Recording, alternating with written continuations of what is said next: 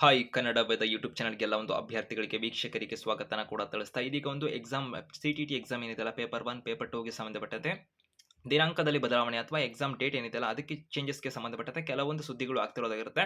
ಕೆಲವೊಂದು ಅಭ್ಯರ್ಥಿಗಳಲ್ಲೂ ಕೂಡ ಕೆಲವೊಂದು ಗೊಂದಲಗಳು ಕೂಡ ಇರುವಂತದ್ದಾಗಿರುತ್ತೆ. ಯಾವ ಸಮಯಕ್ಕೆ ಎಕ್ಸಾಮ್ ಮಾಡ್ತಾರೆ, ಟೈಮಿಂಗ್ಸ್ ಎಲ್ಲ ಆಗಿರ್ಬೋದು, ನಂತರ ಡೇಟ್ ಅಲ್ಲೂ ಕೂಡ ಕೆಲವೊಂದು ಪ್ರಶ್ನೆಗಳು ಬರ್ತಿರೋದಾಗಿರುತ್ತೆ.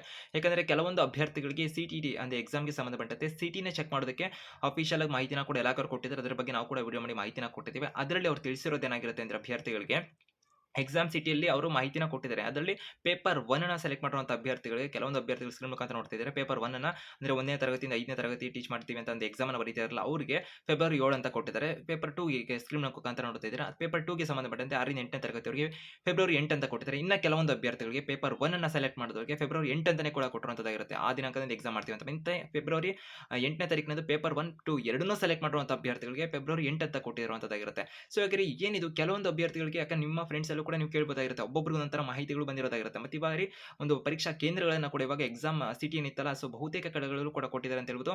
ಅನ್ಕೊಂಡಿರುವಂತಕ್ಕಿಂತ ಅವ್ರ ಬುಲೆಟಿನ್ ಅಲ್ಲಿ ಕೊಟ್ಟಂತ ಮಾಹಿತಿನೇ ಒಂದಾಗಿತ್ತು. ಬಟ್ ಇವಾಗ ಅಲ್ಲಿ ಸಿಟಿಗೆ ಸಂಬಂಧಪಟ್ಟಂತೆ ಚೆಕ್ ಮಾಡಿದಾಗ ಅಲ್ಲಿ ಬರ್ತಿರುವಂತ ಮಾಹಿತಿಗಳು ಬೇರೆ ಬೇರೆ ತರ ಇರೋದ್ರಿಂದ ಸಾಕಷ್ಟು ಅಭ್ಯರ್ಥಿಗಳಲ್ಲಿ ಒಂದು ಏನಾಗ್ತಿದೆ ಅಂತಕ್ಕಂಥ ಒಂದು ಗೊಂದಲ ಕೂಡ ಇರಬಹುದಾಗಿರುತ್ತೆ. ಸೊ ಇದಕ್ಕೆ ಸಂಬಂಧಪಟ್ಟಂತೆ ಎಷ್ಟು ಜನ ಅಭ್ಯರ್ಥಿಗಳು ಏನೇನ್ ತರ ಆಗ್ತಿದಾವೆ ಅದನ್ನ ಕೂಡ ನೋಡೋಣ. ಕಮೆಂಟ್ ಬಾಕ್ಸ್ ಓಪನ್ ಕೂಡ ಇರೋದಾಗಿರುತ್ತೆ.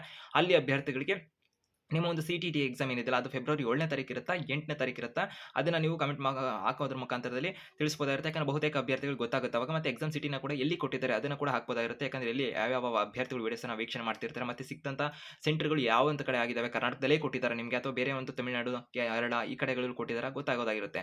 ಅದ್ರ ಬಗ್ಗೆ ಹೇಳ್ತೀವಿ. ಈಗ ಪ್ರಮುಖವಾಗಿ ಮೇನ್ ಕಡೆ ಬರೋಣ ಇವಾಗ.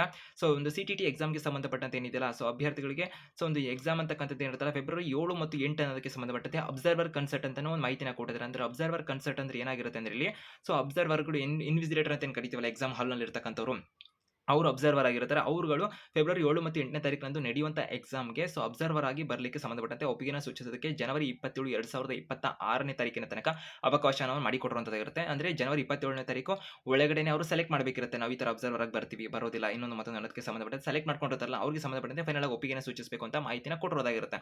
ಸೊ ಇದಕ್ಕೆ ಸಂಬಂಧಪಟ್ಟಂತೆ ಅಬ್ಸರ್ವರ್ ಕನ್ಸಲ್ಟೆಂಟ್ ಆಯ್ತು ಅಂದ್ರೆ ಫೆಬ್ರವರಿ 7 ಮತ್ತು 8ನೇ ತಾರೀಕು ಅಂತಾನೆ ಮೆನ್ಷನ್ ಮಾಡಿದ್ದಾರೆ. ಎಕ್ಸಾಮ್ 2 ದಿನ ನಡೆಯುತ್ತೆ ಅನ್ನೋ ತರನೇ ಅಲ್ಲಿ ಕೊಟ್ಟಿರುವಂತದ್ದಾಗಿರುತ್ತೆ.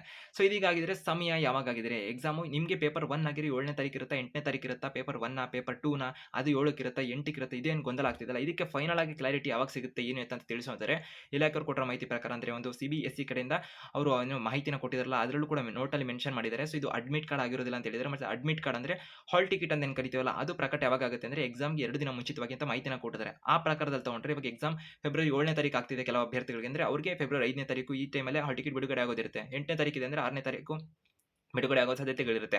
ಆಲ್ಮೋಸ್ಟ್ ಅಭ್ಯರ್ಥಿಗಳಿಗೆ ಈ ದಿನಗಳಲ್ಲೇನೆ ಪ್ರಕಟ ಆಗೋದಿರುತ್ತಲ್ಲ. ಸೊ ಹಾಲ್ ಟಿಕೆಟ್ ಬಂದ ನಂತರದಲ್ಲೇನೆ ಫೈನಲ್ ಆಗಿ ಯಾವ ಸಮಯಕ್ಕೆ ಯಾವ ಅಭ್ಯರ್ಥಿಗೆ ಯಾವ ಒಂದು ಪರೀಕ್ಷಾ ಕೇಂದ್ರದಲ್ಲಿ ಕಾಮನ್ ಆಗಿ ಇವಾಗ ಸಿಟಿ ಕೊಟ್ಟಿದ್ದಾರೆ. ಅದರಲ್ಲಿ ಪರೀಕ್ಷಾ ಕೇಂದ್ರದಲ್ಲಿ ಯಾವಾಗಿರುತ್ತೆ, ಯಾವ ಒಂದು ಸೆಂಟರ್ ಇರುತ್ತೆ ಎಕ್ಸಾಮ್ ಸೆಂಟರ್, ಯಾವ ಒಂದು ಸಮಯಕ್ಕೆ ಎಕ್ಸಾಮ್ ಆಗೋದಿರುತ್ತೆ.